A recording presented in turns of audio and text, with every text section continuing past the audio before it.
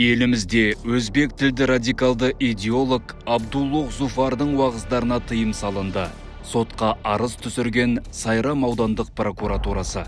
Соңғы жылдары шекаралас аймақта тұратын этностық топ өкілдерінің дәл осы псевдо-уағызшыны тыңдап, қылмысқа бару фактісі көбейген. Сот кешенді психологиялық, филологиялық сараптаманың қорытындысына сәйкес, бейне жазбалардың мәтіндерінде діни алауыздықты қоздыру және терроризмді насихаттау белгілері анықталған. Оларды Қазақстан Республикасы аумағында интернет ресурстарда, бұқаралық ақпарат құралдарында, телекоммуникация желілерінде, әлеуметтік желілерде, мессенджерлер мен бейне хостингтерде, сондай-ақ ақпараттық материалдар арқылы таратылуына тыйым салынсын.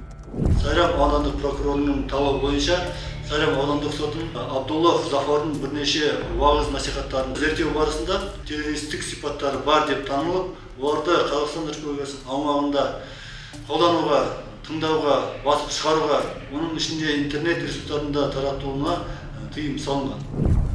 Зофир Гафоров, этникалық өзбек, Абдуллох Зуфар лақап атымен танылды. Ол 1990 жылы көрші елдің Самарқан облысында дүниеге келеді.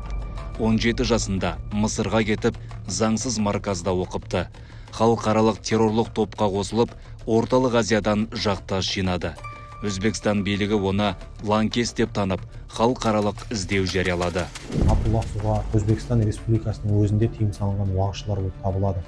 Дінді догматизммен, яғни қатаң қағидалармен қабылдауға, заң мен конституцияның үстемдікке ие еместігі, сондай-ақ мынау мұсылман мен мұсылман емес өзге ұлт өкілдерімен, өзге сенім өкілдерімен қарым-қатынасты қатаңдату мәселелері секілді адамдардың бойына агрессияны ұялататын уағыз насихаттармен айналысады. Жихад фарыз айын әр азаматқа міндет деп орындатып жүрген Абдуллох Зуфар шариғаттың негізгі мақсаты мына кәпірлермен соғысу, тағуттардың түбіне жету деген сияқты бір жақты көзқарас қалыптастырғаннан кейін қоғамда өз орнын таба алмай отырған жігіттер не істейді? Экстремистік көзқарасты қалыптастырып, қылмыстық жауапкершілікке тартылған жағдайы бар. Биыл Түркістан облысында терроризмді насихаттап, қаржыландырған 4 адам сотталды. Тағы бірнеше адамға айыппұл салынды. Бұдан былай радикалды идеолог Абдуллох Зуфарды тыңдап, материалдарын көбейткендерге жеңілдік жасалмайды. Бірден абақтыға қамалады.